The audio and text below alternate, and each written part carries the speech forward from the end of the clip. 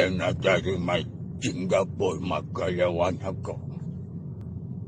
அதாவது தமிழன் கடல் கடந்து இருந்தாலும் சரி, கண்டம் கடந்து இருந்தாலும் சரி, பகுத்தறிவோட இருந்தால்தான் ஒரு தெளிவு கிடைக்கும். வாழ்க்கையில நல்ல இடத்தை பிடிக்க முடியும்.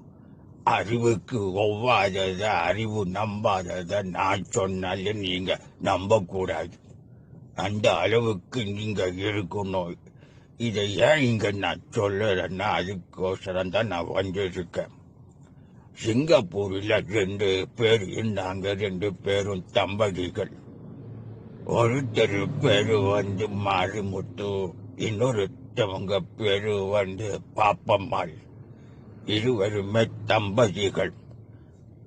அண்ணா தோசை கடை அப்படின்னு ஒரு கடையை வச்சு வியாபாரம் பண்ணினது ஒரு பக்கம்.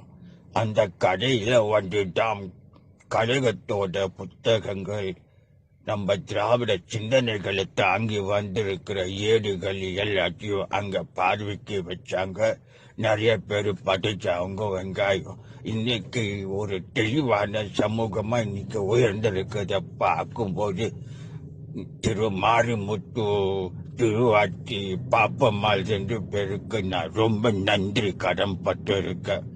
அதே போல இப்போ திராவிட செல்வம் என்ற அந்த பேரிலேயே நம்ம கொள்கை ஜெயிச்சுக்கிட்டு இருக்குன்னு சொன்னா நீங்க ஏத்துக்கிட்டு தான் ஆகணும் வெங்காயம்.